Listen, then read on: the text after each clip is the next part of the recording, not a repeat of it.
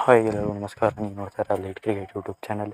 ನಮ್ಮ ಚಾನಲ್ಗೆ ಸಬ್ಸ್ಕ್ರೈಬ್ ಆಗಿಲ್ಲ ಅಂತ ಪರವಾಗಿಲ್ಲ, ಇನ್ನು ವೀಡಿಯೋನ ಫುಲ್ಲಾಗಿ ನೋಡಿ ಅಂತ ತಿಳಿಸ್ತಾ, ನಮ್ಮ ಚಾನಲ್ಗೆ ಸಬ್ಸ್ಕ್ರೈಬ್ ಆಗಲಿ ಅನ್ನೋ ಪರವಾಗಿಲ್ಲ, ಇನ್ನು ವೀಡಿಯೋನ ಕೊನೆವರೆಗೂ ನೋಡಿ ಅಂತ ಹೇಳ್ಬೋದು. ಇನ್ನು ವರ್ಲ್ಡ್ ಕಪ್ ಅನ್ನೋ ಟೀಮ್ ಅನೌನ್ಸ್ ಆಗಿದೆ ಅಂತ ಹೇಳ್ಬೋದು. ಸ್ಕ್ವಾಡ್ಗಳು ಇನ್ನು ಸ್ಕ್ವಾಡ್ ಅನೌನ್ಸ್ ಆಗ್ತಿದ್ದಂಗೆ ನಮಗೆ ಕನ್ನಡಿಗರಿಗೆ ಬೇಜಾರಾಗಿದೆ ಅಂತಲೇ ಹೇಳ್ಬೋದು. ಇನ್ನು ಎಲ್ಲ ಥರ ಪರ್ಫಾರ್ಮೆನ್ಸ್ ನೀಡು ಇಂಡಿಯಾ ಟೀಮಲ್ಲಿ ಕಷ್ಟ ಸಮಯದಲ್ಲಿ ಪರ್ಫಾರ್ಮೆನ್ಸ್ ನೀಡಿದ್ರು ಸಹ KL ರಾಹುಲ್ ಅವ್ರನ್ನ ಕೈ ಬಿಟ್ಟಿದ್ದಾರೆ ಅಂತಲೇ ಹೇಳ್ಬೋದು. ಇನ್ನು ಯಾವ ಟೈಮಲ್ಲೂ ಕೂಡ ಸ್ಯಾಮ್ಸನ್ ಅವರು ಒಂದು ಮ್ಯಾಚ್ ಕೂಡ ಅವ್ರ ಕಡೆಯಿಂದ ಕಾಂಟ್ರಿಬ್ಯೂಷನ್ ಕೂಡ ಬಂದಿರಲಿಲ್ಲ.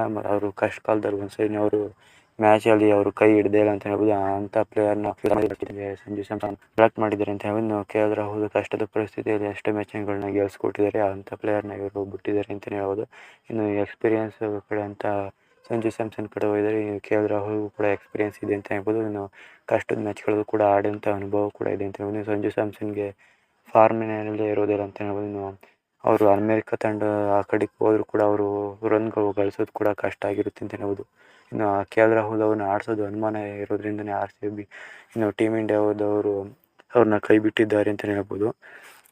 ಇದು ಕನ್ನಡಿಗರು ಇನ್ನು ನೋಡೋದು ಅಸಮಾಧಾನದಿಂದಲೇ ನೋಡ್ತಾರೆ ಅಂತ ಹೇಳ್ಬೋದು. ಈ ವರ್ಲ್ಡ್ ಕಪ್ನ ವಿರಾಟ್ ಕೊಹ್ಲಿ ಅವರು ಮತ್ತು ಸಿರಾಜ್ ಅವ್ರನ್ನ ನಮ್ಮ ಕಡೆ ಕನ್ನಡಿಗರು ನೋಡಬೇಕು. ಇನ್ನು ಆ ಕಡೆ KL ರಾಹುಲ್ ಇರ್ದಲೇ ಇರೋದ್ರಿಂದ ತುಂಬ ಬೇಸರದ ಸಂಗತಿ ಅಂತಲೇ ಹೇಳ್ಬೋದು.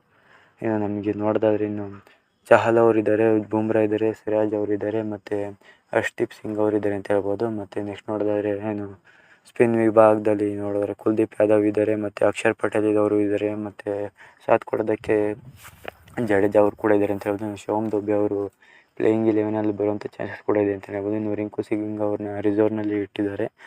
ಇನ್ನು ನೋಡಿದರೆ ಋತುರಾಜ್ ಗಾಯಕ್ವಾಡ್ ಅವ್ರಿಗೂ ಕೂಡ ಇಲ್ಲಿ ಸ್ಥಾನ ಕೊಟ್ಟಿಲ್ಲ ಅಂತ ಹೇಳ್ಬೋದು. ಅವ್ರಿಗೆ ಕೊಡದೇ ಇದ್ರೂ ನಡೆಯುತ್ತೆ, ಯಾಕಂದರೆ ಅವ್ರಿಗೆ ಎಕ್ಸ್ಪೀರಿಯೆನ್ಸ್ ಕೂಡ ಕಡಿಮೆ ಇರೋದ್ರಿಂದ. ಇನ್ನು SSV ಜೈಸ್ವಾಲ್ ಅವ್ರಿಗೆ ಕೊಟ್ಟಿದ್ದಾರೆ ಅಂತ ಹೇಳ್ಬೋದು. ಇನ್ನು ಜೈಸ್ವಾಲ್ ಕೂಡ ಈಗಿರೋ ಫಾರ್ಮ್ನಲ್ಲಿ ಚೆನ್ನಾಗಿ ಆಡ್ತಿದ್ದಾರೆ. ಇನ್ನು ಅವರು ಟೀಮ್ ಇಂಡಿಯಾದಲ್ಲೂ ಕೂಡ ಫಾರ್ಮ್ನಾಗೆ ಬರುವಂಥ ಚಾನ್ಸಸ್ ಕೂಡ ಇದೆ ಅಂತಲೇ ಹೇಳ್ಬೋದು. ಇನ್ನು ನಾವು ನೆಕ್ಸ್ಟ್ ನೋಡಿದ್ರೆ ಇನ್ನು